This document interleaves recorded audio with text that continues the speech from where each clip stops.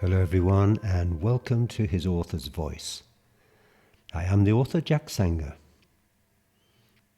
I'm going to read for you now a short story about twins and the effect that they have upon a man's life. I hope you like it.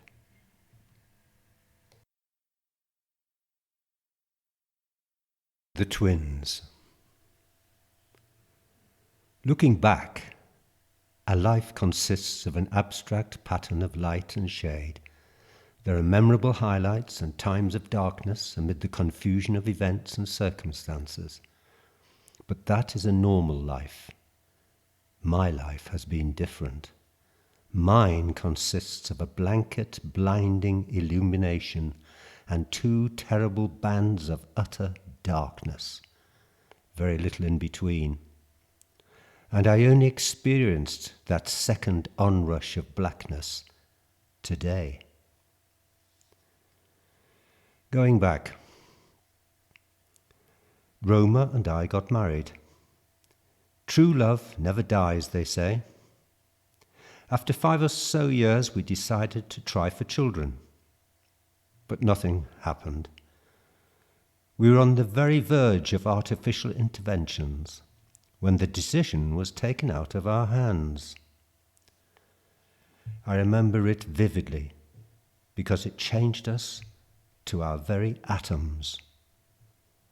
I was away from home on a work project, the maintenance of a mountain telescope in the Caribbean. By a slice of good fortune, I saw the arrival, among the excited astronomers there, of that mysterious light in the night sky which was to last several months. It was new to science, a bright star-like object that defied explanation. It was headline news for weeks, a source of light so intense and yet with no mass, an impossible contradiction. It was like a photon supernova, if such a thing could exist. Some of the more religious among the astronomers even conjectured that it might explain a similar event over Bethlehem 2,000 years ago. Science had proven that there were no supernovae nor comets present at that time. When I got back home to my dearest, she greeted me in joy, but I sensed a troubled state beneath the embraces. I didn't press her. Finally, that night in bed, she clung to me and said she had not been unfaithful and would never be.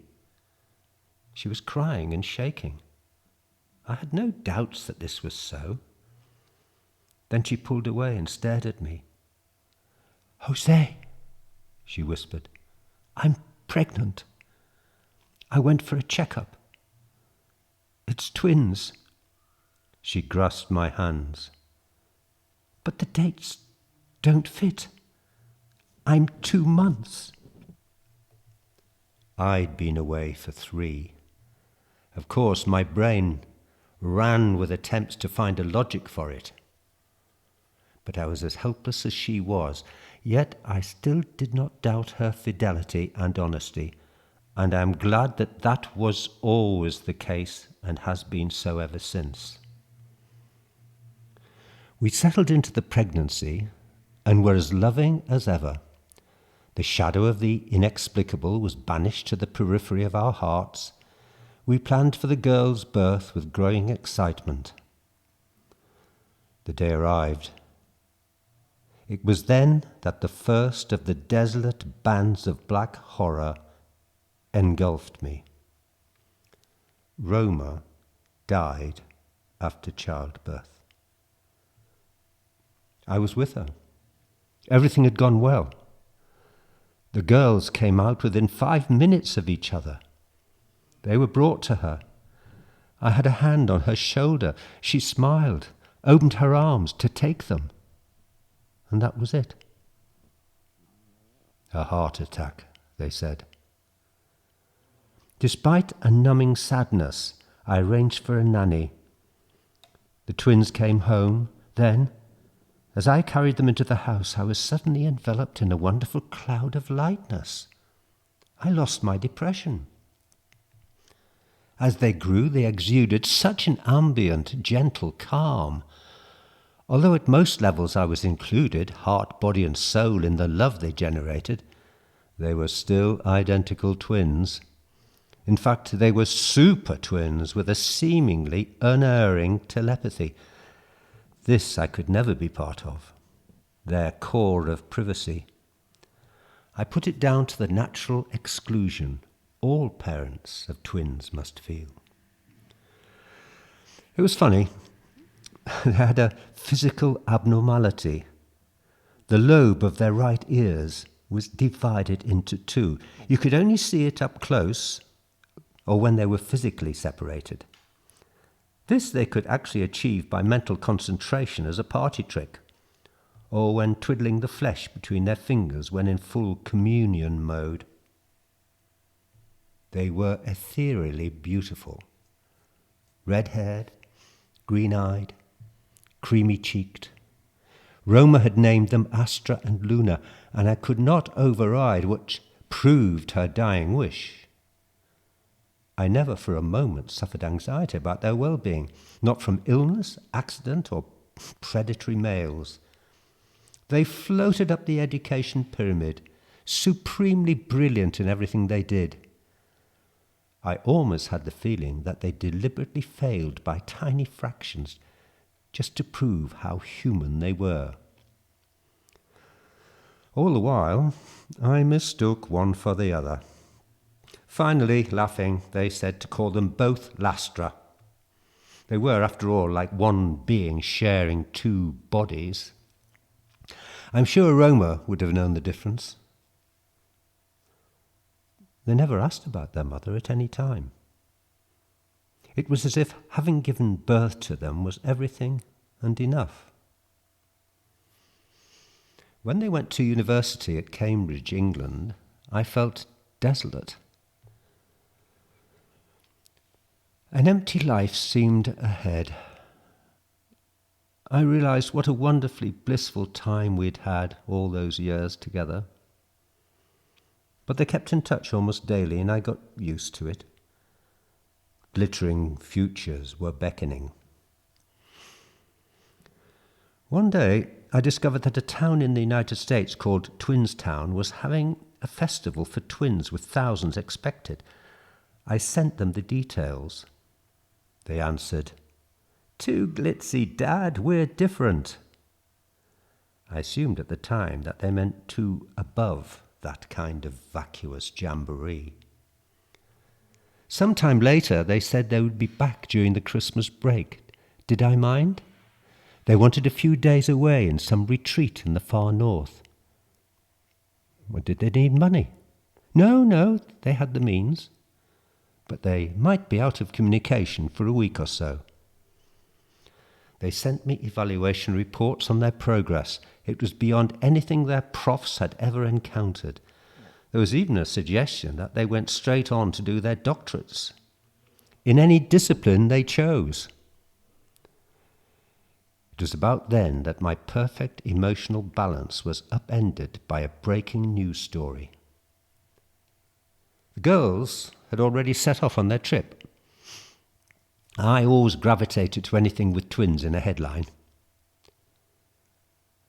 Twins survive plane crash, all other passengers dead. The fortunate pair had been found miraculously alive and completely unscathed, still belted to their seats in a snowdrift well away from the wreckage. They could not explain how they got there, their minds having gone blank in the crash. But the plane and its other occupants were scattered in fragments across the mountain. There was a photo of two beautiful Indian girls aged 18. What arrested my gaze and made me zoom in on the photos of the pair were the lobes of their right ears. A pain spread through me on seeing the split flesh. In some kind of somatic haze, I read more. The flight was from Delhi to Reykjavik. I forced my unwilling hand to take the next step. I phoned tourist information in Reykjavik. I was gabbling a bit. I had twin daughters. I was a bit worried about their safety. Hadn't heard from them for a few days. Was there an international youth conference being held in Iceland over Christmas? No. Any other events? Concerts? Anything special for twins? Well, not public at any rate. But there is a private retreat organised by the twin daughters of Iceland's richest family. You know how the well-to-do indulge their eccentricities. They've invited 50 girls around the same age, twins from 25 countries. I should probably not even be saying this much, but you say your daughters are twins. I understand your concern, Mr. Perez. Sounds like they might be with that party. I put down my phone. I was weak with a feeling I'd never encountered before, that my blissful, emotionally rich life was actually a mirage. All this time I'd served other purposes. It was shocking to feel such a sense of being so systematically betrayed. It was then that same terrible darkness engulfed me, which had swallowed me up following my dearest Roma's death.